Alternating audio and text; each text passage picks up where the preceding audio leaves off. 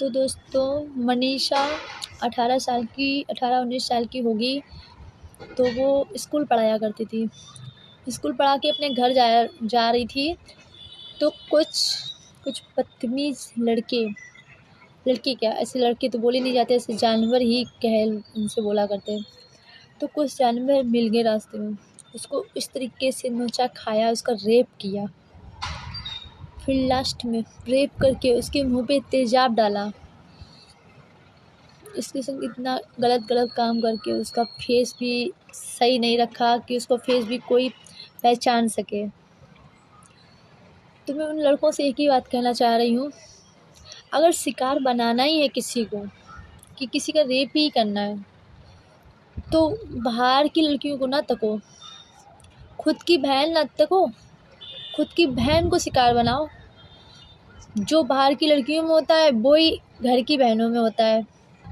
तो अगर शिकार बनाना है ना, तो अपनी बहनों को बनाओ। किसी पराई बेटी की ज़िंदगी ना बर्बाद करो। ज़िंदगी बर्बाद करना, ज़िंदगी तो बर्बाद कर ही देते हो, उसको भी मौत कर देते हो, उसको मार भी डालते हो।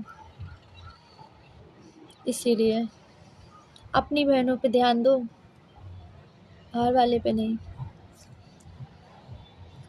और दूसरी बात, कानून अगर जितना भी लड़कियों के लिए अगर रहेगा ना, तो कानून को इतना भी दिखना चाहिए कि जो हमारे देश में आधे लड़के मर रहे हैं, ड्रम में जा रहे हैं कि किसी में जा रहे हैं, इसको ये भी थोड़ा सा ध्यान दीजिए।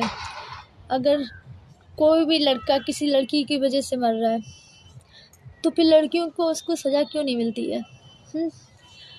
कोई लड़के फांसी लगा के मरते हैं,